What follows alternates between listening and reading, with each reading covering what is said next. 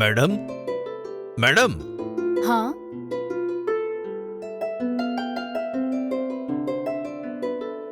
હા, કોણ છો તમે? શું જોઈએ તમને? મેડમ સાહેબ નથી? સર તો નથી, એ એક મીટિંગ માટે દિલ્હી ગયા છે. ઓહો, પાછા આવતા 2 દિવસ લાગશે. અચ્છા, તમે કોણ?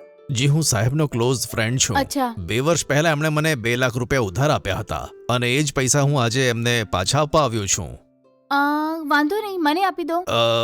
એવું નથી, સાહેબને ફોન કરીને બતાવી દો તો સારું રહેશે. 1 મિનિટ રૂકો. જી.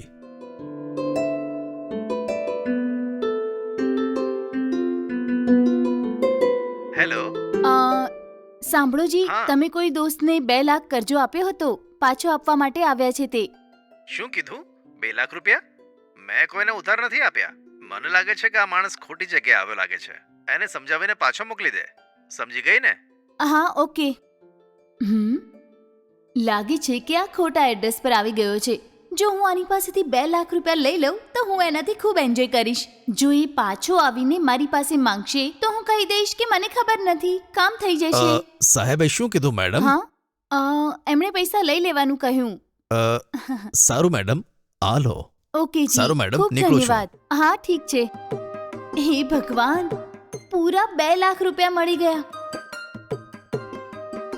હા, મને લાગે છે કે આ માણસ સાવ મૂર્ખ છે. કોઈ બીજાને આપવાના 2 લાખ રૂપિયા મને આપીને ગયો. આ પૈસાથી હું ખૂબ જ એન્જોય કરીશ. મેડમ, હા, અરે આ કેમ પાછો આવ્યો? લાગે છે કે એને સચ્ચાઈ ખબર પડી ગઈ અને પૈસા પાછા લેવા આવ્યો છે.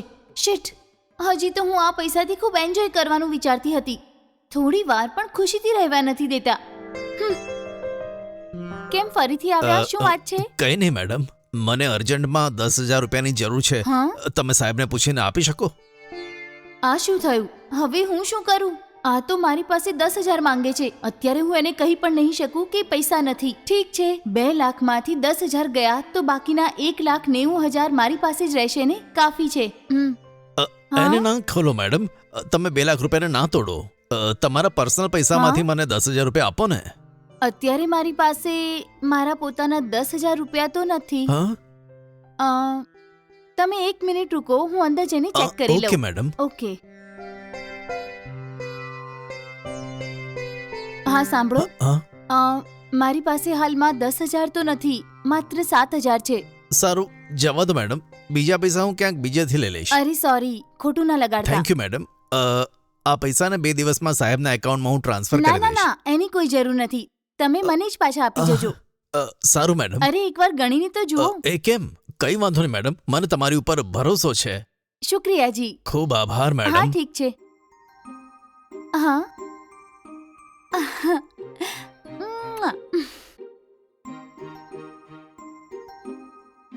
હે ભગવાન, એ માણસ પાછો આવે તો એવું લાગ્યું કે જાણે કહેશે કે મેડમ, આ રૂપિયા તમારા નથી, પાછું લેવા આવ્યો છું. એવું વિચારીને ગભરાઈ ગઈ હતી. હવે આ 2 લાખ રૂપિયા મારા છે. હવે આમાંથી હું શું શું ખરીદું? 52 ઇંચીસ ટીવી લઈ લઉં કે? અરે ના ના, આમને ખબર પડી જશે તો પૂછશે કે ક્યાંથી આવ્યા પૈસા. નહીં તો હું જૂનું ફ્રીજ વેચીને ડબલ ડોર ફ્રીજ લઈ લઉં કે? તો પણ એને ખબર પડી જશે. તો આનાથી હું શું ખરીદું? હા, મારી પાડોશી સીતાનો જન્મદિવસ હતો ને, તે દિવસે ડાયમંડ નેકલેસ પહેરીને બહુ શો ઓફ કરતી હતી. હવે હું એનાથી પણ મોટો નેકલેસ ખરીદીશ. એને પહેરીને હું ખૂબ જ શો ઓફ કરીશ.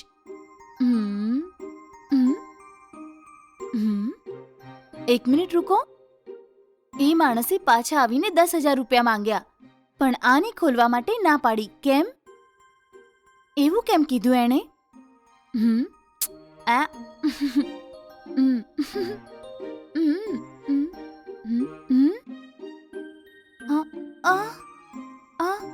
છી, લાગે છે એ માણસ ખૂબ મોટો ફ્રોડ છે. મને લાગ્યું કે હું એને મૂર્ખ બનાવું છું, પણ એ મને મૂર્ખ બનાવીને 7,000 લઈને ચાલ્યો ગયો. છી છી છી! હે ભગવાન, મારા 7,000 લૂંટીને ચાલ્યો ગયો.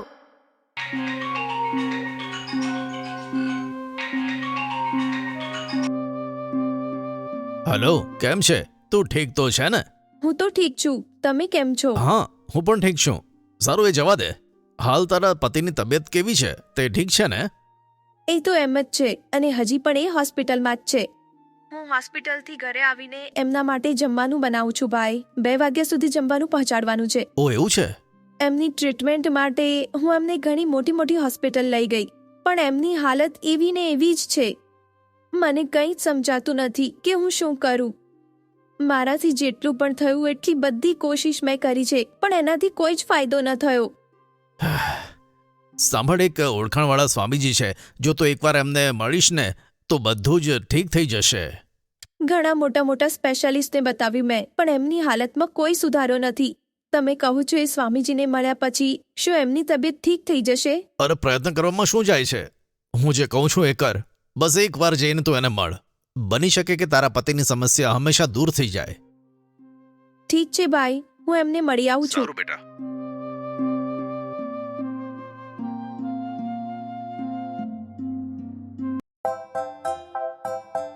શું થયું છે? બોલો બેટા. સ્વામીજી, હું 3 મહિનાથી મારા પતિને લઈને હોસ્પિટલના ચક્કર કાપું છું, પણ મારી ઘણા પ્રયત્ન કર્યા પછી પણ એમની જે બીમારી છે એ ઠીક નથી થતી. તમે જ કોઈ સાચો રસ્તો દેખાડો સ્વામીજી.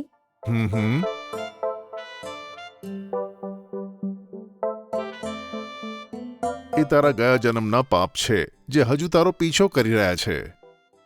એટલા માટે જ તારા પતિ સાથે આવું થાય છે. આ વાત છે સ્વામી. તો આમાંથી એમને બચાવવા માટે કોઈને કોઈ રસ્તો હશે ને સ્વામીજી? ફક્ત એક જ રસ્તો છે. જે હું કહીશ તે તું કરીશ. એ શું છે તમે કહો સ્વામી. તમે જે પણ કહેશો હું કરીશ. તું મારા આશ્રમમાં આવીને 48 દિવસ અહીંયા જ રહીને તારે બસ મારી સેવા કરવાની છે, અને જે પણ હું તારી પાસે માંગીશ, જે પણ સ્વામીની આજ્ઞા હશે, તારે તનમનથી તેને નિભાવવાની છે. આવું કરવાથી તારા પતિ જલ્દી ઠીક થઈ જશે. આ શું કહો છો સ્વામી? તમે જે કહો છો એ મારી સમજથી પરે છે સ્વામી. આ શું છે બેટા? મારું આટલું સમજાયા પછી પણ તને હજુ પણ ખબર નથી પડતી? જો તું મને ખુશ રાખીશ ને તો તારા જે પતિ હોસ્પિટલમાં છે તે એકદમ સરસ થઈને ઘરે આવી જશે. ઠીક છે સ્વામીજી. આલો સ્વામીજી તમારી દક્ષિણા. આયુષ્યમાન ભવ.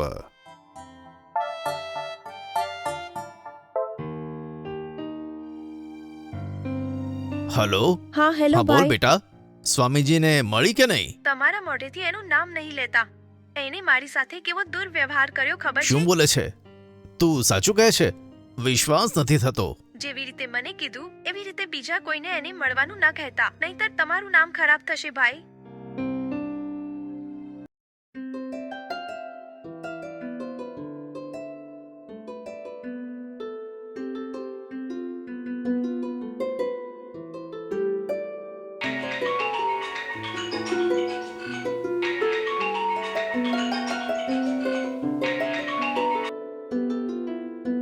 હલો. હેલો મેડમ, હા સર, બોલો. હું એસઆર પ્રોડક્શનનો મેનેજર બોલું છું. હા ખબર છે, બોલો. મેડમ, કાલે જે શૂટિંગ હતું ને તેનું લોકેશન ચેન્જ છે. નવું લોકેશન મેં તમને વોટ્સએપ કર્યું છે, તમે એની ઉપર જ આવી જજો. આવતીકાલથી 1 અઠવાડિયા સુધી ત્યાં શૂટિંગ થશે. ખબર પડી ને મેડમ? હા ઓકે સર. ઓકે મેડમ, મૂકું છું.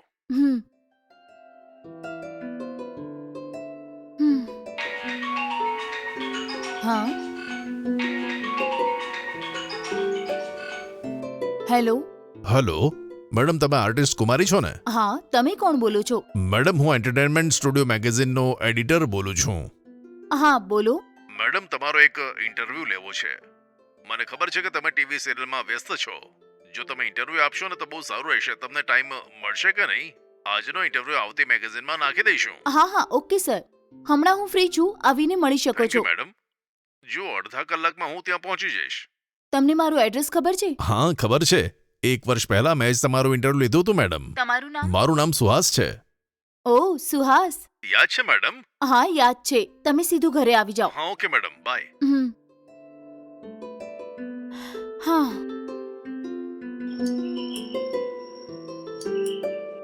હાય. હા મેડમ, કેમ છો તમે?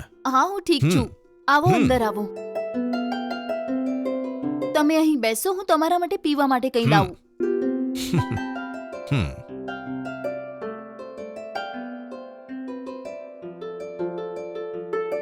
લો ચા લો.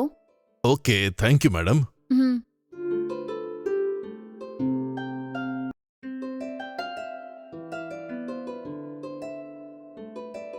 ચા બહુ સરસ છે મેડમ. થેન્ક્સ. એક વાત કહું મેડમ, ચા તમે બનાવી છે?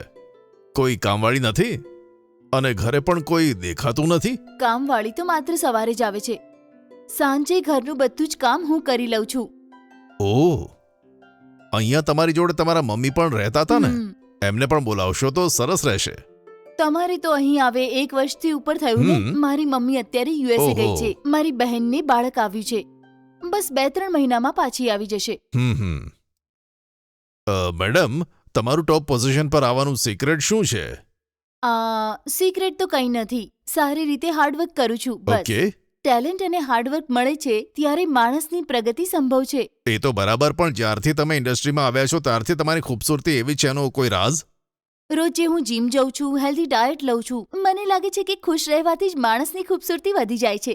ઓહો, ઓકે મેડમ. મેડમ, જો પિક્ચરમાં ચાન્સ મળે તો તમે કરશો?